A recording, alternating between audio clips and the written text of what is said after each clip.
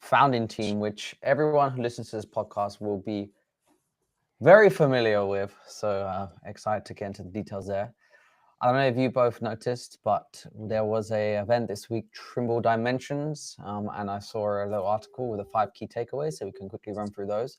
We are also heading to Boston on Monday, and we will be there for the Boost Suffolk Day, so we can have a little bit chat about that. Then we will have Will from Rabbit, and they today have just released their 2025 construction payments report. So interested to hear what's going in there and who isn't getting paid. Then we'll have David from Nextlight. They raised a 9.2 million Series A for energy control coatings to Windows. Interesting. Then we will have Vardan. Yeah. Very interesting. Vardan from Ace Lab, who raised 13.5 million Series A for materials management. Dustin, we've got all of these people. Where is Patrick? Well, you should tell me whereabouts in the world you are, because you are flying all the time, both of you. No, I'm having my honey week, our honey week in Bahamas. So, and she lets you take time for us. Thank her. Yes, wonderful. Yes. I didn't even have to force it. I just said I have a podcast at 11 it is here. 11. Maybe that's not a good thing, man. Maybe that's like a no, of course sign. It's not. Dustin, whereabouts are you? I'm calling in from New York this week, and then Boston next week. Nice. We'll see you there. Patrick, where are you? Nowhere to be seen. Okay. Tell us, either of you, about this new AI player on the block. Dustin, you want to go? Sure. So yesterday I started getting text messages. My phone was blowing up. I'm like, what's going on? And like, did you see Tiger Eye's new website? So for those of you that don't know, Tiger Eye was an AI company founded by Tracy and Ralph of PlanGrid. And they've been focused on general sales and marketing. And it looks like they're going to be refocusing their efforts on construction. So obviously many people love PlanGrid. It was a hell of a company. And I've known Tracy a very long time. Anecdotally, a little story, we actually started our career at the same construction company. So we go back a while. Started the same year, same position. She was out of the Bay Area, I was out of Sacramento. We will get them on this podcast. Was texting with her yesterday, and they're just, she said, heads down, talking with customers and solving problems. So welcome back, Tracy and Ralph, to Construction Tech. Yeah. And do we know where will the angle be? Like what they will be tackling? Let's wait for them to tell us. Okay. Yeah. I like the website. It just says AI for construction. Tiger Eye eliminates bullshit so construction professionals can focus on building the infrastructure that makes our world work. Awesome. That's such a, I've never seen that's such a great headline and sub-headline. Yes. I'm sure Tracy came up with that. She's known for, actually, I think they had that with, they used the no bullshit with PlanGrid. I'm pretty sure that was part of their marketing. Smart. Yeah, do you know what? Good. I think it's great. I think that the AI space is hotting up in construction. There are a few key players, and I think maybe one or two emerging now with Tiger Eye as well. It's getting competitive out there, and that's what it's great. Interesting. Great for do you users. think that there will be do you think there will be, either of you think there will be like a clear winner with lack of a definition to that question, or will it kind of be spread evenly, like you might see in more like consumer industries? You have the sort of big 4 or 5 or whatever it is. Do you think it'll be the same in construction, or do you think there really will be one which is the gold standard, which everyone's like, yeah, these are the ones?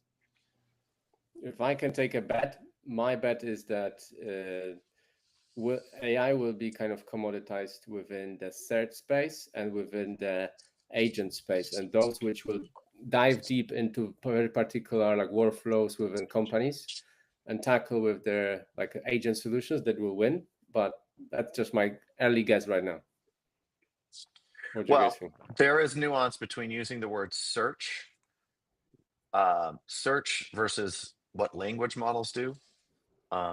So That's fair. search is a little Yeah. different. Language models are a little different. There's a proper use case for search technologies, and there's a proper use case for language models. But in general, I think I'm trying to state this without offending friends, because I'm friends with everyone and I want to be neutral. But I will state my positions. I think that there will be winners that are really good at bringing insights and solving business outcomes or reaching business objectives or conclusions across the data platforms. However, I think there is What does still it going mean? to be, What? well, in construction, you have many different data platforms. So you have Procore Autodesk, you have CMIC, SAP, Oracle, some of these other tools. You have all of your pre-con software. Some of these people have their, they'll have insurance or risk management. There's a lot of different places where data is generated and often stored. And so in those applications themselves, I tend to think that the companies that'll have the advantages are like Procore announced their agent kit. I think that they'll be able to produce agents that help those people use those tools more effectively than someone else. Yeah. So I can see a world where there is an AI platform that oversees how we ingest information and analyze it across all platforms. And I can see still the application layers using AI and agents to make the individual users of those applications much more effective. That's kind of the world I see. Yeah, my conclusion would be that you would probably, I don't think there'll be like one company. I think you will have, similar to how the setup of the industry is right now, right? You have 4 or 5, and they will be the market leaders in the space. Well, and why I think everyone will that's use them. true is none of these companies are building their own foundational models. They're using models and they're using other people's models. And so Yeah. I think that it's going to be a go-to-market race, and whoever does the best pricing, packaging, messaging, builds the best team that allows them to scale as quickly. There's also, we kind of talked about, there is subtle difference approaches between like data grid, trunk tools, whatever Tiger Eye does, and you insert like 10 other companies. There are different approaches in what each of those organizations are taking. Yeah, I think it's super early time still to see where things will unravel. So yeah, it's only guessing right now. Yeah, exciting times are here. So we'll be speaking to Tracy, hopefully early in the new year about what's going on in Tiger Eye. Did any of you see any of the coverage from Trimble Dimensions? Dustin, was Edify in a booth out there? We were not, because we did a company offsite a week before. I actually wish we were, and then I already had this New York trip scheduled. So I would say I'm out of the loop. I want to hear what went on. Trimble has been really making a push to kind of upgrade their image, because they've basically been known as a tech acquirer that allows things to rot. So I know that they're trying to do some stuff. I think a lot of people went there. The event got a lot of attention, and certainly all over my feed. What's the headline, Owen, on the Trimble news? Yeah. Okay, so I found an article of 5 key takeaways. Let's go through the headlines quickly. So Project Site 360 Capture brings reality capture to project management. So Trimble introduced Project Site 360 Capture, a new feature that integrates 360-degree imagery directly into project management workflows. The tool allows contractors to record panoramic images on the job site, which automatically processed and mapped to project drawings using AI. Yeah, there were startups tackling it maybe 2-3 years ago, I think. I don't know if it was using AI at the time, but it seems like. Well, there's a lot of startups in that general space, from Open Space, Doxel, Construction Site, which was bought by the drone deploy, Onsite IQ. So I don't remember if Trimble acquired a piece of technology for this or not. I would venture to guess they did. I'm just trying to Google it quickly now.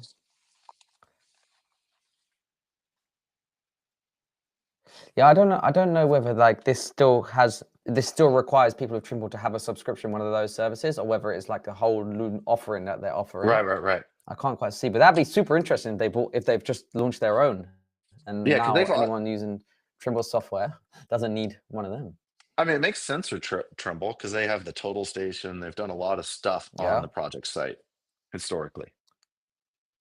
They also have the go-to-market team to like really push site products. Could there be a trend where the other platforms follow suit? Huh? Launch their own. Mm-hmm. Reality capture, an interesting space. It's very like moving quite fast actually at this stage. Lots of people innovating in different ways there and trying to tackle it in more novel ways. We saw Buildots and Gender the other week, where they're going to more of a workforce real-time kind of progress tracking option. We obviously had Open Space and Disperse last week. We had Track 3D a few weeks ago. All doing this in kind of like, I guess the outcome is very similar, but the way that they achieve the outcome is slightly nuanced. And now we obviously have Trimble with their own product, which looks like again a space to watch. We should do some kind of like poly market on here, guys. I'm thinking like I would future love to of set up a construction. poly market on betting on construction startups. Let's do this. Yes, that's such a cool idea. Okay. Watch this. Who was it? Oh, no, okay. it's funny you bring that up. So I was actually sitting down with Tiago. He's the CEO of DataGrid. And I don't know if I should, I'll say it, whatever. Tiago and I were building a list and he's like, all right, Dustin, prediction on XYZ company and where they end up. I will never share that list, but it's kind of fun. We went through and said what we think they're going to end up doing. Yeah. Hey, that's a great, oh yeah. I think we could do it. We could, I don't know if we need to create the poly market, but we could either do it on Polymarket. I'm not 100% certain how it works. If anyone wants to help us, go for it. But I think it would be cool to be like predictions on outright winner of AI, or a prediction on like outright winner on of like every whatever that you can means. do on like every space. Yeah. Oh, we should do this. Yeah. That would be way too much fun. Cool. Guys, just general thought on this project side 360 capture from Trimble. What interests me here is if a company like Trimble sets up this project 360 capture, and that is a competing software to current like other startups provide software providers which tackle this space. Like general thought, like what do you guys think? Is it how good it can be if this is just like a one other product that is created within the large company versus very specialized startup tackling only this niche within the space? I really struggle to see generalist being better than a startup tackling like this space particularly. Oh, I think it's probably trash, but you know. Okay. Thanks for confirming my assumption. Yeah, it's probably I'm not trash. going to add much more to that. Okay. I mean, that's totally what happens, right? Next. You're the big company, you just release something and it says, we check this box. Yeah, but but that works when your RFP process is about checking boxes. And sometimes those RFP processes are about checking boxes. But when people actually evaluate things and they realize, yeah, you check the box, but you do it in like an awful way. Like Okay. All right. Add shareholder value. Maybe is the question. Okay, let's go to number 2, 3, 4, and 5. Number 2, Trimble Marketplace expands with AI and workflow automation. Trimble Marketplace has more than 100 verified integrations. Was expanded. Oh, thank you, computer, for shutting that down when I was reading. Was expanded with new solutions for Trimble Connect and Product Site. The update includes integrations powered by LLMs that help automate repetitive administrative tasks like drawing imports and metadata extraction. Cool. Among the additions is an integration with DataGrid. There we go. which Yep. enables AI agents to execute search and task functions with Project Site, reducing manual data entry and improving efficiency across project teams. Voila. Can you guess what number 3 is? AI in construction.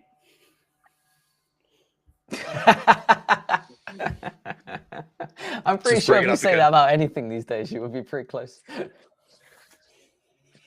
Yes. Agents, Agentic AI Agents. platform and Trimble Labs push intelligent automation. Trimble showcases Agentic AI platform, a framework for building and deploying intelligent agents across its software ecosystem. The platform, piloted as Trimble Agent Studio, wow, original, supports the creation of AI-driven workflows to help users analyze data and automate tasks securely and at scale. That, to me, it's fascinating. Like, people trying to sell the story of like, oh, agents here, agents there. We just adding agents here. This is just the next step of this company to evolve. Yeah, and it should happen kind of seamlessly. Like, listen, guys, now we collapsed your time doing this feature to performing this task by adding this feature, and here it is. Like, people get excited about the agents announcements. Like, such a It's pretty hysterical because a lot of these things, like some of the use cases that they're saying, oh, we have an agent for this, literally could have been chatbots. done if they had just built good software from the beginning. Like some of the Exactly. agents I are assume that, solving yeah. really, really terrible problems because the software is really, really bad. And all right, what do you think's the over or under? Because Autodesk hasn't announced an agent kit yet. So the over or under that Autodesk announces one within the next 3 months. Or would you take the over or the under? That's fair. That's fair. That's the first poly market. I would First say, poly. well, Yeah.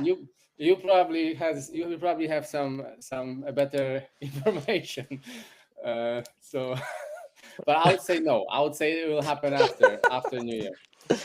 You probably have some Oh, insiders. this is great. Insiders Well, news. that's why it's a fun bet because 3 months is till the end of January. It's middle of February. Okay, we might cut it out, but can you confirm now that you don't have insider information on that? And if you I have no that insider. I have no insider information on that. So it's not happening within 3 months. I'm betting. We can't rig the poly market before it's even started, guys. I actually bet that they release something in January because like you just come back for the new year, that's when you're going to see it. Autodesk Agent Kit. Maybe 2 months time. Huh? Okay, quickly last two, and then we can go on to Suffolk before Will joins us. Trimble Financials simplifies job costing for small contractors. Trimble launched Trimble Financials, an AI-enhanced financial management tool aimed at small business contractors. Is that, I wonder if that's built on Viewpoint or if it's like Viewpoint Lite, because Viewpoint's their ERP solution. Let's quickly Google. That must be meant to compete with like some contractors use QuickBooks or Sage 300, and Viewpoint is quite hefty for them to get on. And then usually as they grow, they move to a tool like Viewpoint. Yeah, maybe. Doesn't say too much. The logic makes sense though, what you're saying. Yeah. Okay, last one. Works Manager adds ISO, data exchange, and 3D visualization. Blah, blah, blah. Yeah, that's that. So if you didn't go to Trimble Dimensions, now you know everything. Yeah.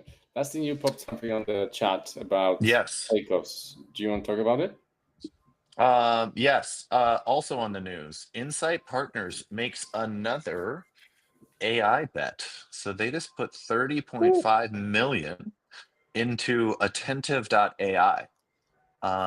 Why I think this is in the takeoff space.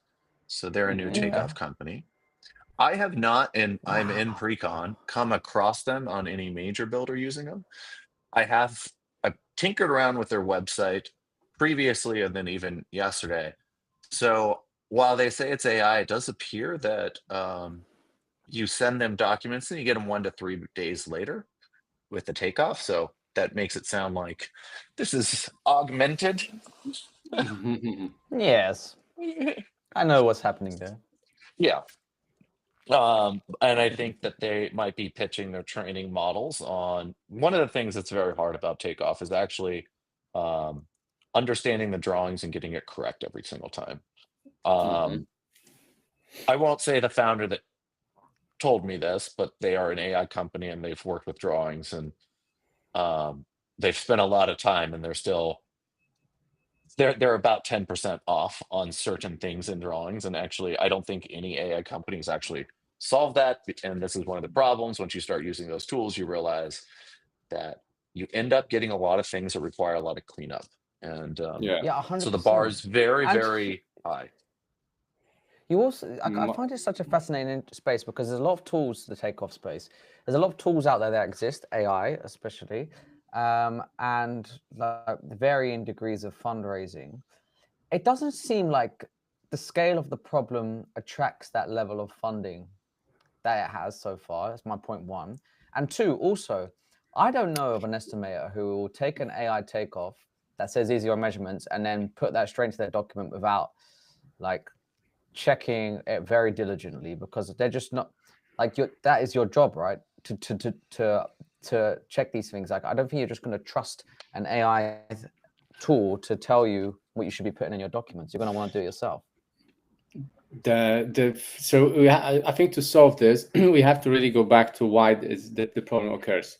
And I think the reason, I can be wrong, so I'm happy to be corrected, but I think the reason is it's all down to AutoCAD and the way that technology is structured to produce the drawings. So the way you recreate the lines, you create objects, etc. Every single architect, every single designer, everyone who is doing any lines on the AutoCAD or Revit, they're doing it in different way. That's why once you have this in a PDF format, or in IFC format, it is impossible for then the software to read it because it's not done in what's the word, a uniform way. Yeah. So this is the issue. I'm trying to create right now a little like a software that I can overlay existing and proposed drawings onto each other, and the people who are helping me with it, they say that this is something that's the reason there's no software doing this right now, because that it is so difficult to do it, or it's impossible to do it. You need to still have some manual steps that will help the software to like recognize this. So I think the issue is actually with the old technology that everyone is using, which is basing on AutoCAD and Autodesk's software. I think that that is one of many contributing factors, and the approach that this company appears to be taking, and mind you, I don't have any inside information, is they also appear to be focusing on some of the easier things to quantify across construction, right? Because if we take it as you need to quantify everything for a project, then it's a very challenging problem to solve. But like one of the things they talk about is they want to quantify landscaping or they want to quantify acoustical ceiling. Some of those things are easier to start with as components, and then you can target those specialty trades that are working at that. Um, but I think that one of the other contributing factors, and Martin, tell me if you agree, like those drawings are wrong. And so, like, you get in there, me as a human that have looked at drawings for a long time, I get in there, I'm like, these cut sheets don't work. They don't align. Like, there is errors in them inherently. And so you're like going through them and you're like, this doesn't make logical sense to me. So what How is can the you get a right takeoff? Yeah. what's the AI tool Yeah. going to be doing Yeah. with it? So Spazzing now we're out. getting into conversation of like authoring tools, and I actually think that I'm super excited about like all of the new authoring tools, and I really hope that they will make the designer's job easier so that the designers can be almost eliminated. Yeah. And just because every single thing outside as a next step from when you should have the drawings done is more and more difficult, because there's no like a uniform way of presentation of these drawings in a digital way. This is where the problems kind of keep piling up. You can't get it. Yeah. Oh, I mean, like, just like you look at a wall elevation and you will have things shown on the wall of elevation that should be shown on the floor plans. And so what is the correct quantity? Like they conflict. So what is the AI agent gonna do? You're like, Yeah, they're give your like, wrong answer and you. I mean, build a hospital and tell me that all of the electrical and IT have been coordinated with all of the devices that are going to be installed in that room. It's never happened. Everyone spends a shit ton of time doing that, and like, good luck. Good luck trying to figure out what the right quantity is. You could go to a few places with this, and where you're then passing the risk on to get it right as well. Not the designers. My typically. favorite quote, I'll leave it, is we've been working on this, but we 100% of the time we're off on something with the doors about 10% of the time.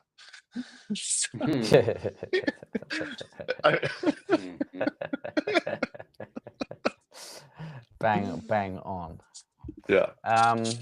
Okay, we'll blast through this because Will is about to join us. But so next week we will be doing a live stream with the Suffolk cohort of Suffolk Boost 6 cohort to give you a quick rundown of the companies that will be there. We have Archie, getarchie.com.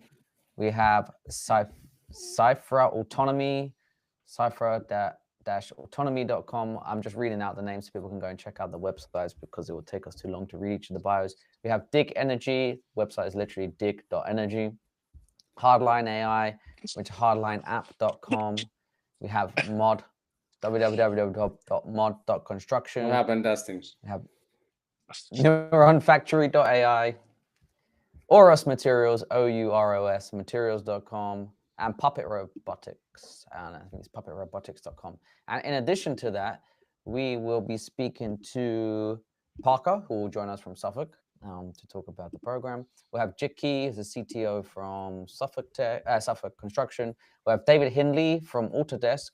He maybe Dustin had some involvement with Building Connected. I know David really well. He led our transaction, so he was the lead of our acquisition. Yes, looking at his bio, I don't know if there's anyone more accredited to do mergers and acquisitions in this business. 22 years in Autodesk doing M&A. He's bought a lot of companies. Yes. Yeah. And then Dustin, hopefully you'll join us at the end. Yep. If you get time. And then we will also have Goldbeck as the innovation team from Goldbeck joining. Is Fabian coming or? No, Bjorn and Danny. Okay.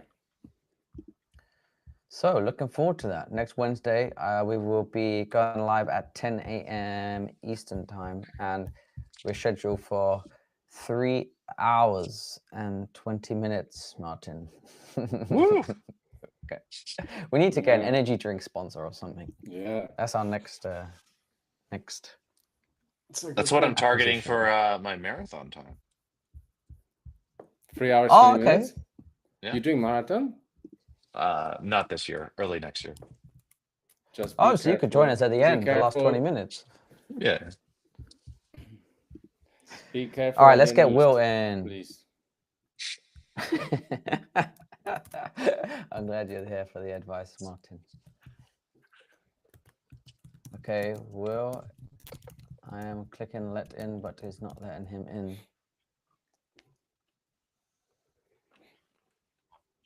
Seems we have a technical. Oh, no, here. Will is here. Hey, what's up, Will? You have some how are you today? Background noise, by the way. I do. Yeah. It's like a party going on. How about you try to switch? Hey, try change your micro. Yeah. Voice cancellation. Your microphone's currently on the MacBook Pro. If you change it to your AirPods, maybe it'll. Okay. Yeah. All right. Hold on a second. Why isn't it not letting? How's the party going? Yeah. Sorry. Why is it not letting me edit my microphone? Hold on a second. I'll rejoin in a second here. Yeah. If you leave, change it, then rejoin. We'll be in. Hey guys, as Will does that, what's your sentiment towards construction payments and the payment kind of mechanism within construction. I mean, this is such a deep conversation. Are we talking like construction companies or construction industry? Industry generally. I mean, I think it's like a very difficult industry because as a contractor, you're always like cash flowing your clients' projects, and it's like when your client gets paid, you get paid, right? Yeah. And But then even- in addition to that, you experience which everyone I know has a pet hate over here in the UK called retention. So these people also hold back like 3 to 5% of the total amount of money they owe you. Then it's literally a lottery whether you will get that money in the 12 months after this period expires. Like no one knows. It depends on whether your client has a cash flow and so on and so forth at that time. And that is like thinking about it. If you've got like a 3 to 5% margin, I mean, margins are already sub 5% in the industry anyway. So there's a good chunk of profit just in the bank's financial system somewhere, which is not in the right hands. What do you think? I think it's very inflationary. It's very inflationary, the current structure. What do you mean by inflationary here? Well, when people like, sometimes I see retention at 10%, right? And what you just said, Owen, is, hey, a lot of people don't even expect to make that. So what do? They book their profit backing out how much they're not going to get paid. So this is added cost. And like, it's going to be really hard to ever solve that problem, the expectation. So expectation, creates the value of stocks and everything else. Like, is this going to grow or is it going to shrink? So this expectation is built into the system. And as like delays happen and more people expect it, you raise your fees because you're like expecting to get paid, 90% on what you're actually submitting a bid for. So it's inflationary. It's I think it's like a one-off inflationary, right? Well, I don't know actually. I actually don't know how to think about this from your angle point of view. I know that for like mine completely insignificant small engineering consultancy, I've got every single month, like I've got around 1.5 months of a monthly revenue as a backlog payments not paid. So it's kind of keeps rolling and people are deferring it and then trying to blackmail you that, oh, you need to send us this first, then you will get paid, this kind of stuff. So yeah. Hey Will, it's still a little bit loud, but I think it's manageable.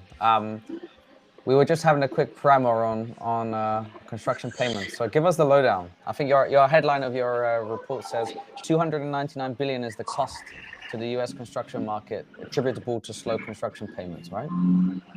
Yeah, I mean, the headline is that the time it takes for a contractor, a subcontractor to wait to get paid on a project is unbelievably costly. They tap into credit cards, personal savings, retirement, all this other money to be able to like fund their projects.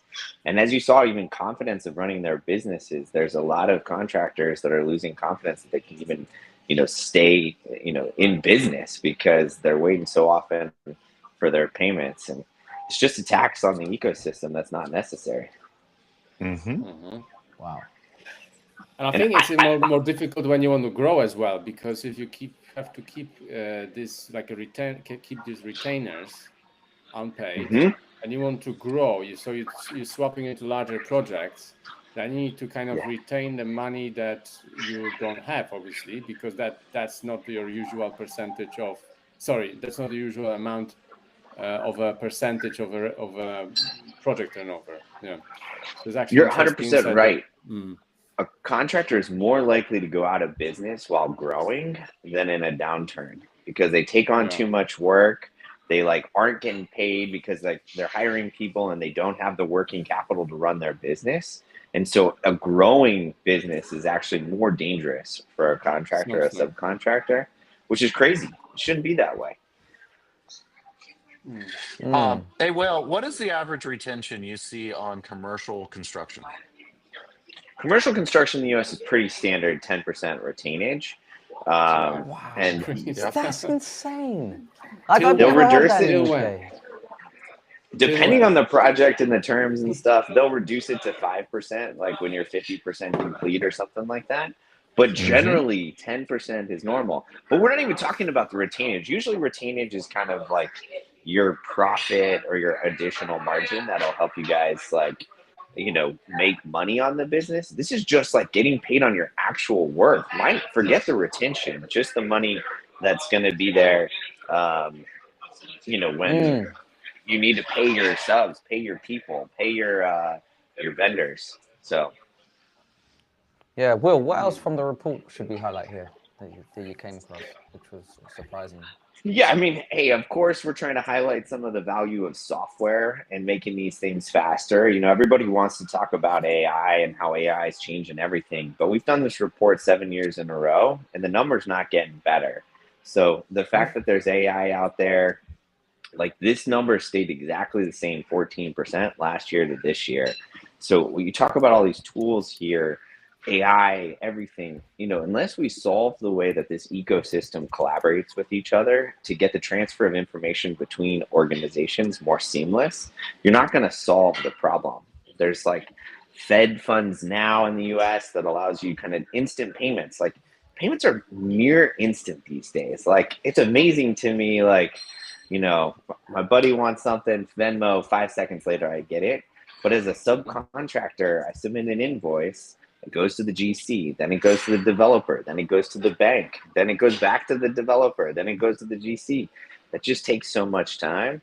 And, technology like a rabbit is there to try to help and make this problem, reduced. I'd love to see this number start to come down because that would mean that we're starting to be successful here, but we're not making enough of an impact yet.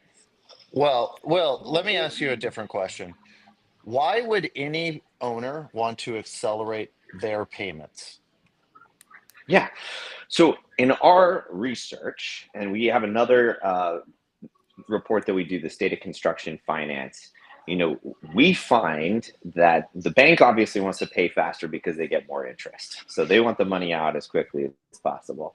The owners will only recruit and retain the best subs and the general contractors if they pay well.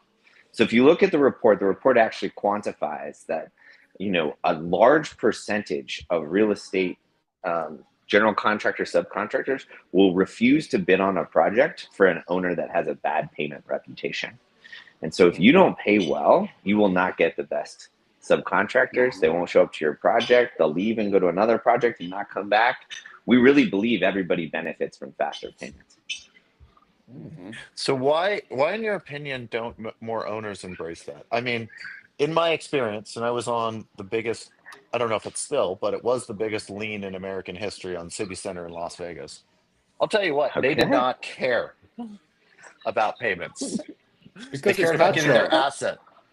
They cared about getting their asset open, and they wanted to retain as much capital as they could and pay out as slow as possible.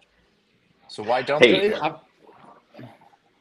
I think like in any market, you've got people that are short-term focused or selfish like that. I'm trying to talk holistically in our research. That is not the majority of folks. There's a lot of perception that GCs hold on to payments to earn float on the payments and hold off on paying subs.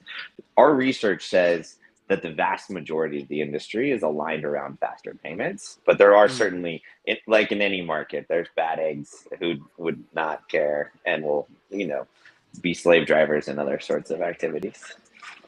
Yeah, I don't know if I believe it though, because just to continue, I want to continue to pull on this thread a little bit because payments is such an interesting space.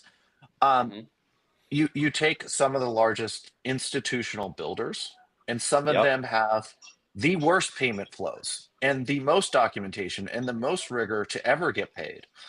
And so, yet, you would think that because they build the most, they would solve this problem. And I agree with you. The GCs are not trying to make money on this float. They're going to get paid when paid. But the largest builders, healthcare institutions, higher education, even some of the data center builders, the payments, how they process payments is unbelievably laborious for everyone involved. And they don't want to solve it. What's their, Dustin, what is their margin, like a net margin that they leave, that there's left after everything? Because I think the reason for that is that people operate on such a tight margins that they want to keep the money with them as the longer they can. And I think that's the only reason, like mechanically, you would think, why is it happening like that? So people want to defer the payments as much as they can because there's tight margins. If the margins were larger, that would be a different story. Margins are not larger because there's a race to the bottom most of the time. People are trying to compete on the price only. That's my impression of what the reasons are. Yeah, my impression has always been that the owners, well, and it depends on the type of owner you are, but that they're incentivized to slow pay from a cash flow perspective. Like if they're debt financing it, they're going to start accruing the debt more quickly. If they're doing it off the balance sheet, cash flow is impacted. They always want to defer it as much as possible.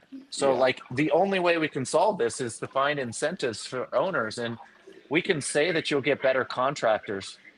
That's a tough sell because at the end of the day, they're selling dollars and cents to Wall Street. So I haven't heard anyone But- actually propose what's the right incentives there. Curious. I guess what I'm telling is subcontractors in so high demand these days. General contractors are in so high demand. Like and it's changing all the time, right? The market goes up, the market goes down. But at least over the last couple of years, it was really hard to get subcontractors and general contractors to bid on your project, much less take the jobs. And so when that happened, they were starting to put payment terms into their contracts, push back on pay when paid. But I guess what I would say, Dustin, is we see as many folks that want to solve this problem as don't. And certainly we're biased because we're talking to the people who want to solve this problem, not the people who don't want to solve this problem. But we really believe that the incentive of getting great people out there, getting them paid, and frankly, our research says that if you pay your vendors faster, they will benefit you in ways that will save you money on the project, more so than if you held on to the money and slow rolled it. And so that's the whole goal of the research here, is to say hey, the subcontractor is actually putting an extra 2% into their contract because they know they're going to incur all these financing costs. If you actually just paid net 30, you would save that 2%, and that 2% is better than the whatever 6.5 divided by 12 you're going to make on that float for it. So, but connecting that line between the slow processing of that healthcare company or the all those institutions that you just mentioned and the subcontractor's true cost is literally the point of the report, is to try to make that connection so that we get those folks that think, oh, well, we'll just slow play it, so that they think there's no cost to them for slow payments. It's a whole goal, is we're trying to say there actually is a huge cost to that, and you're not seeing the true cost if you're looking at it myopically at your organization. I completely agree with you. There is a true cost, but this is also when I said it's inflationary. Those are these inflationary aspects. They just start marking up these things, and the longer they pay, especially in a hot market, it becomes more inflationary. Well, fine, if you want a great contractor, I'm this. And then sometimes they choose the great one because they want the project to get done. Hey, Will, we're gonna have to cut this one, and we've got someone else coming in. But thanks for joining, everyone. Check out Rabbit if you're not listening. Thanks, Will. Thanks, guys. Sorry about the background noise. Good to meet you all. Have a great one. Same to you. Bye bye. Thanks, y'all. Thank you. Thanks. Even here in the UK, Travis Perkins, which is a supplier, last week they increased the payments from 30 days to 60 days. And I think this is one of the largest material suppliers. Oh, wow. Okay. Hey, David. Hey, David. Hello. Okay. Hey, David. Hey, David. Hello, how are you? Yeah, good, David. Just that there is a really strong echo in your background. Maybe this coming out the speakers or something. Let's see.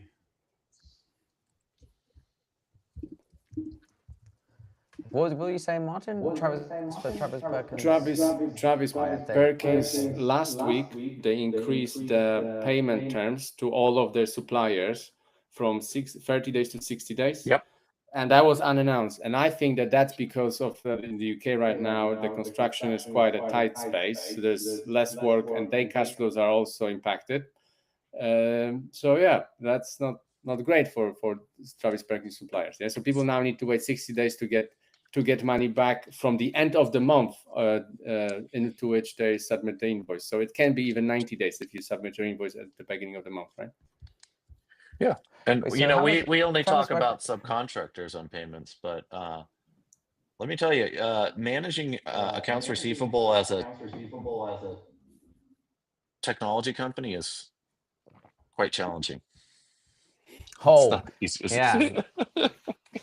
In the Come construction on, you business, guys, it's absolutely you ludicrous. guys have these IRRs only like 10 million IRR, and it just comes into the bank account every month. And ARR, that's it. Martin. Yeah. Yeah. David, Yeah, is it still it's still echoing? echoing. Yeah, I just have the basic setup here. Should I dial back in again? Yeah, David, usually the problem is when you have your sound coming out the speakers, it's deflecting in the room and then playing back into the microphone, which is why we can hear it.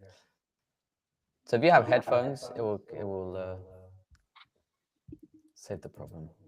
Yeah, let me see here. Nope. I don't have headphones set up at the moment, so let me see if I can get something working here. Sure, we'll give you a minute. David, also, if you're connecting to a new device, you'll have to leave and come back. So. What was that? If you're connecting a new device, you'll have to go back to the lobby, connect them, then come back in. Okay, all right, let me do that. Sorry about that. Cool. No worries, no worries. All right. I actually think on the payment side, so you guys might laugh, but so I've been waiting for a solution for payments in construction for like at least 5 years. When I got interested into blockchain and how these the payments can be potentially sorted through the blockchain, and nothing has happened. So like to me, the way it should be, but it's obviously idealistic and you can throw it to the rubbish, that once something is done, it should trigger some certain protocols, certain alerts, and things should be automatically transferred through smart contracts 100%. onto the bank account of the other side. But the reason why it's not there, no one wants it because they know the margins are shit and they don't have cash flows. People want to hold to your money as long as they can. That's the only reason. It is a structural and cultural problem. Mm-hmm. Yeah. I mean, let's just say you're doing like a multifamily development, you want to defer as much cash as possible until that thing's open and generating revenue. Like, of course. Yeah. I mean, if people actually valued, getting the best quality asset installed, there would be no hard bid work. You would have everything would be negotiated GMP, and there's a ton of hard bid work because hard bid is lowest dollar, not best value, and yeah, and so it's very good. Hey, David. David, are you back? Hello. Can you hear us? I can hear you. Yes. Success. Yeah, perfect. No echo. All right, David, we have 10 minutes. Hit us. Sorry about that, guys. Do you pronounce it NX Lite? Is that right? NX Lite? Next Lite. Next Sure. Lite, as in NEXT LITE. Go for it. So tell us a little bit about the company. You guys raised, apologies, I haven't got my notes. 9.2 million Series A to expand operations for next generation energy control Windows coatings. That sounds like super interesting, tangible thing. So tell us more. Yeah. So we're a nanotech company. We make an advanced energy control coating for windows and transparent substrates. Right.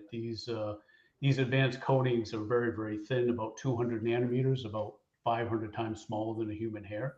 So they can't be seen by the naked eye. But what it actually does is provide a thermal management layer or a light filter on a transparent substrate. So basically, think about it in a window in a home or a building. You want to keep the heat out in the summer and the cold in. And in the winter, you want to do the opposite. You want to keep the heat in the building and the cold out of the building. And that's what these energy control coatings do. in very, very effective way, basically, to basically So save it's energy. it is like a breathable membrane to the wall, really, but obviously in a different, in different way. Yeah. So is it like what happened that you kind of like now are able to figure out how to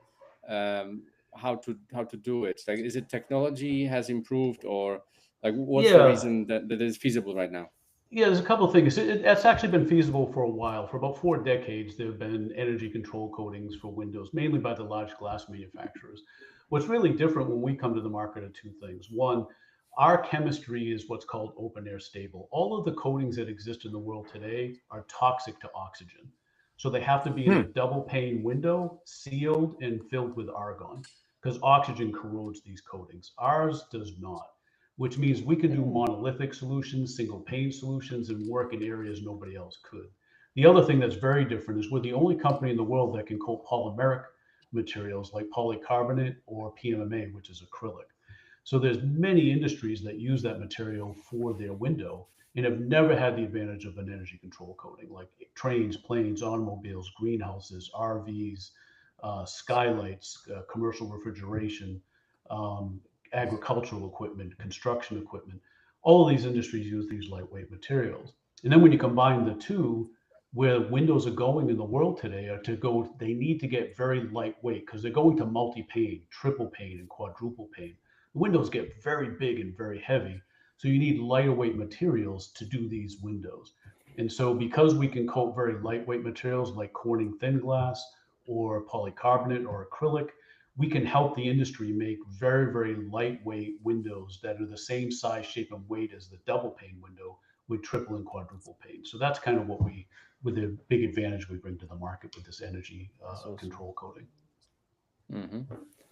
How often does sorry, I just wanted to ask how often does a coating company get funded to bring a new solution to life? Very seldom, if any, because there's not a lot of people who I guess were crazy enough to try and solve this problem. It's very, very expensive. The factory that you see behind me is at a minimum about $15 million to build such a factory. And you actually need to be at scale to demonstrate this to work. And so the companies that do coatings today, they're running like every 30 seconds to a minute, a piece of glass is coming off their line. So they're not doing any R&D. They have no interest in helping figure out how to do it on plastics because that's a threat to their business.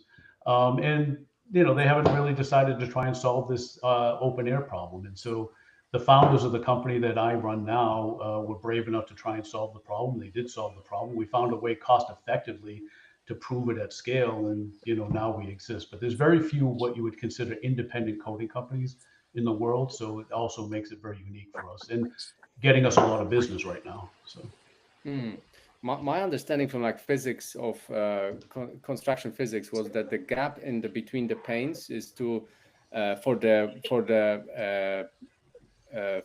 air to heat up in bad weather, or to keep it cool within if there's a bad weather. It's very critical. Yeah, the size of the gap is very critical. The gap actually provides an insulation layer. But what's really important in the physics is that the coatings that we use, or these physics layers for light filtering, they need to be as close as possible to the source of heat. So even though you want a gap there, when you do multi-pane windows, triple pane and quadruple pane, today they're putting the coatings so far away from where the heat is that they're not as effective as they could be. But because we can coat these really thin, lightweight materials, we can put that coating in the middle. And so it's a combination of the gap, where the coating is, what type of coating is. There's a lot of different things that add up to, really what you're trying to do. In the South, you want a different coating than you do in the North. In the North, in the winter, you want to let some of that heat through to help. In the South, you don't want any of that heat to come through. So there's a really complex world there. But yeah, the size of the gap is very important. So the thinner the pane in the middle, the larger the gap can be without making the mullion too big and making the window too heavy. David, quick question. Is there, I'm guessing the answer is no. Is there a way to add this coating on existing Windows? No. No, yeah. So this happens at the factory level. So, they can add films, but films don't really achieve what you're really trying to achieve. Right. But what we do offer, which is one of the big products we have in the market, is because we can be open air stable, meaning we don't oxidize with oxygen. We make single pane retrofits. So 40% of all the buildings in North America still have single pane windows, and there's Yeah. no ROI to replace them. So we can actually take a panel, slide it into the existing window frame at a fraction of the cost of a new window with no installation costs. That building will save about 40% of their energy bill and reduce their carbon footprint by Wow. about 25%. And It's so amazing. we can do that because it forms a gap of oxygen between two panes. So nobody else can do that. So retrofitting, they call it secondary glazing, is a big industry for us. So that's how you can do that, in the field and retrofit without having to put the coating on the existing glass in the building. Are you putting any patent on this? Sorry. So I'm trying to Yeah, go hijack ahead. it. Dustin, go on. Yeah, we have several patents around this. The process, we have specialized materials that allow us to do this, as well as the entire, what they call sputtering process.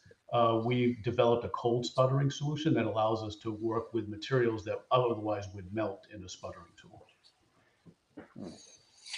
David, I mean, what you're working on is insanely expensive, and I know 9.2 million is a lot of money, but when we're talking about in the scheme of things, are you guys are going to raise more capital? I don't know where you are in revenue or Yeah, cash look, the burn, good but it doesn't yeah. seem like that heck a lot of money. It doesn't, and I'll tell you why. We got really lucky. The factory that you see behind us was brand new, built by another company. They lost their customer base. They ran into some financial troubles, and so we were able to secure this facility at pennies on the dollar. So big excitement for us and for other young companies out there. I encourage you to think outside the box. We initially leased the factory from them because they were in financial trouble, so we didn't have to find the capital to build it. And then we were lucky enough to buy it, very, very inexpensively. So we've been using capital pretty well. We had a lot of grants in the company early on, so non-dilutive capital that helped get started and get things developed. And we also partnered with some very large companies to help us strategically. And this is typically what you see in a lot of young companies. So we've been very capital efficient. So the money that we just raised, we're doing a second close. We're going to add about another 3.5 million on top of that. That's open for the next 120 days. And that really, believe it or not, will get us to EBITDA positive. So we'll raise more money because we'll have to build more factories. Capacity is our problem right now. We can do about 20 million square feet of coated product in this factory today. And we'll tap that out in the next year and a half. So we're already starting to think about building our next factory. But the unit economics on this business are quite good. $15 million gets you about $700 million in positive cash flow over a 10-year model. So, once you have your multi-year contracts, your large customers, and you have the demand in front of you, building a factory is quite lucrative for this business. Mm-hmm. Nice. So Super interesting. impressive Tangible stuff productivity. is always super interesting. Yeah. Real difference to the world. So, David, thank you so much for joining us. We have another one coming in right now. So, good luck. David, that's All right. Good really luck with cool. the race too. All right. Thank you very great much, stuff. guys. Appreciate Thanks, it. David. Bye-bye. Take care. You know what I'm thinking? Yeah. Like what I'm thinking is like about patents, right? Why tangible businesses have patents and software companies they don't? I would absolutely hate. I would absolutely hate it. I would absolutely hate it. But like, that's kind of interesting to think about it. Like, why is it this way? Hey guys, Structured how's it going? Hey. Hey, Vadan. Vadan. Do you hear me okay? Yeah. We can hear you fine. Maybe not yet. Can you hear us? Hello. We can hear you. I read We today are that there was like all for 3. We are over. Yeah, I read today there was this cannibal storm happening in the UK, which is like where all those like electronic services go down or something. So maybe we are experiencing it today on this. Jesus. Are we? Yeah. I don't feel like we ever have problems in all 3. Nope. There we go. Yeah, cannibal storm is headed into Britain. It's about. So I think we just chaos. we just need chaos. to raise a Bricks and Bytes fund and we can just Yeah. jump into. Yeah. What, for all these? Hey, We guys, already have do some, you hear me? some money on the side. Hey, Yeah. Do you hear me now? Proceeds from the Yeah, Collie market. better. Vaden, We can can you hear hear you us? well. We can hear you well. Yeah, do you guys hear me? Yes, yes. We can hear you. Can you hear us? Super. Yes, I do. Good. Woo! It's working. Good to meet you all. Okay, Vaden. And Nice to you, meet you too. tell us. 13.5 million Series A, Yeah. materials management. What's going on? Let me maybe do a quick background, if it's okay to start. So I'm a second-gen architect Go by for it. background. My dad's an architect, uncle's an engineer in India. Grew up obsessed with the practice, profession, industry from an early age. I came to New York and practiced at a top 10 firm, designed projects for the State Department and institutional clients like MIT and Yale. And for some reason, I was dealing a lot with material selections and specifications in the projects. And we're seeing this trend that, all the different staff members at my office had their own piecemeal tools they used at different stages in the workflow. And so did the contractors, the owners on the project. And at the same time, I was realizing how much influence is in the hands of architects, engineers, designers, and of course, later in the project, owners and the contractors in deciding where are we allocating that up to half the cost of the project and what manufacturers and the products we end up using. Like sometimes I would see these bills from, or during submittals, the POs from manufacturers and being a junior architect at a 60,000 a year salary, I would see sometimes these outcomes of my decisions, which were in the tens of millions of dollars. Mm-hmm. So it felt like there had to be a smarter way that wasn't all these like piecemeal tools, an Allen wrench and a screwdriver, but the entire toolbox for the project team. And started Ace Lab during grad school. And the vision was really to build an operating system for materials the way we have Revit or BIM generally for design documentation. Reflecting on that now, 4 years ago, I was a naive architect and building tech, and my first reaction was the best tech in this industry should win, right? And then 2 years Always. later, as we did our initial launch, I was like, well, actually, it's not only about the best tech. You need distribution to win. And now, more recently, the exciting time we all live in as founders, operators, investors, my thesis is you don't even just need distribution, but you need durability. And I think we've seen examples more recently in our industry where maybe some high-flying startup that was a one-trick pony did one thing very well, later only to be obliterated by the legacy platforms in the industry. And for me, durability is a combination of owning the data and the workflow.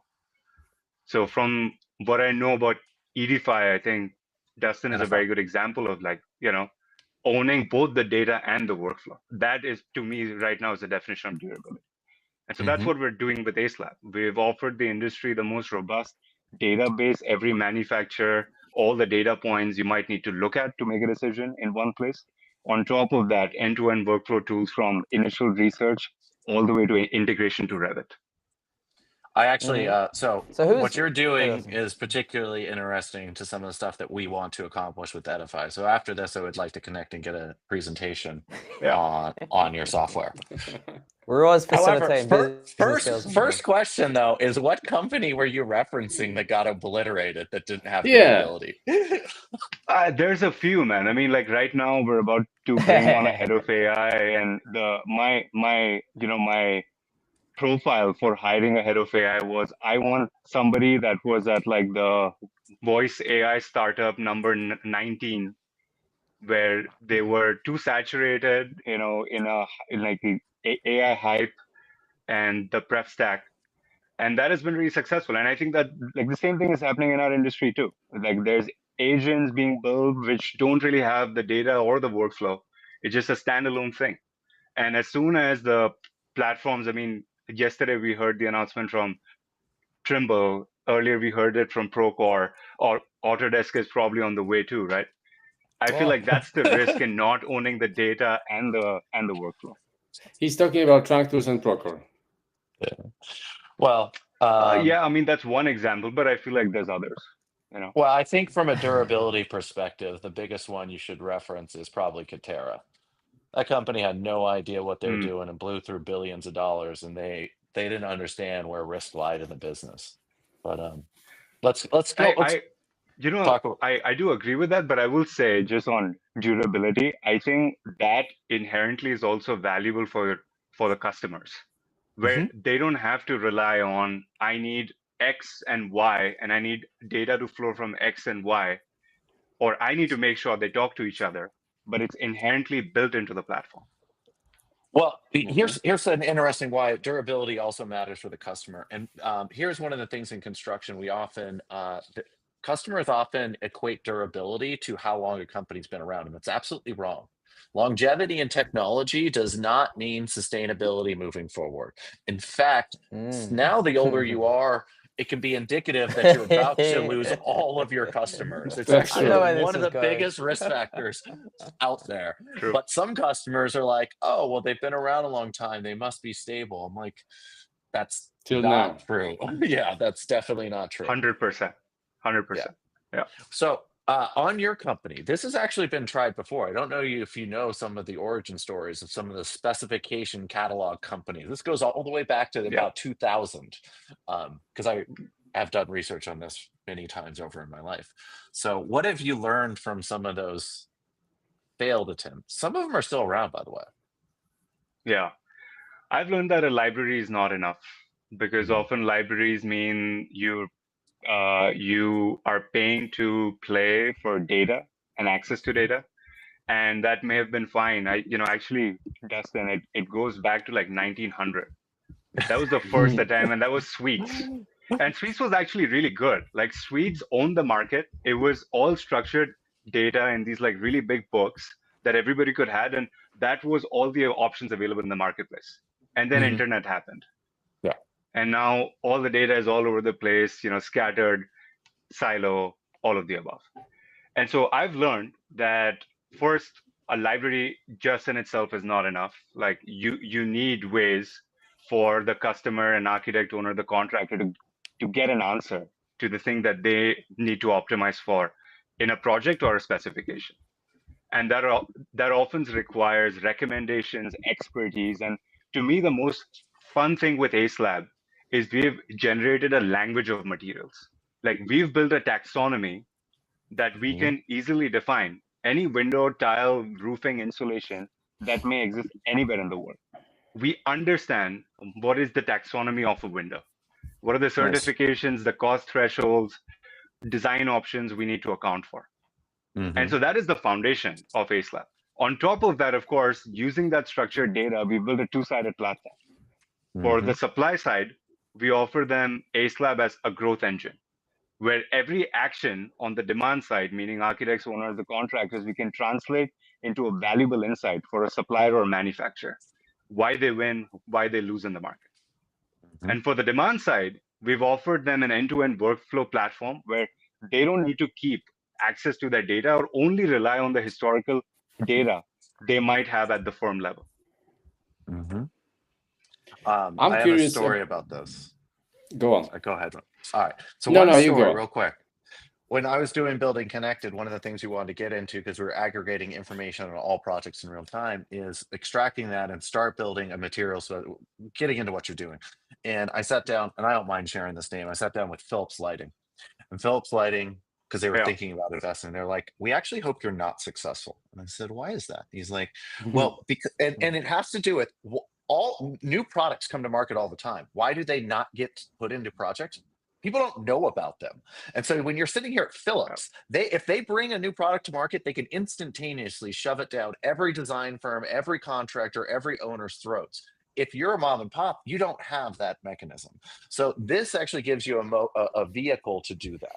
That was one of the theses that we wanted to do at Building Connected. You create this network of builders. Now you have the ability to help the supply side actually get discovery. And in doing that, you actually, in a way you can dictate the market trends. Like the way we recommend a specific product, which may be a superior alternative. In this case, I'll use the example of Philips lighting, right? Now, like the other thing though that architects, owners, or the contractors need is, hey, great, I like the specs on the product, but how do I trust it? Like, how much risk do I need to take on to use this thing for the first time? And that's where you need access to the reps and suppliers and dealers and whatnot. So we've also built a portal through which the product you use is no longer a function of what reps you already have a relationship with, that send you a gift during the holiday season. But now you can actually access the other reps as well. So you don't only have to rely on your vendors.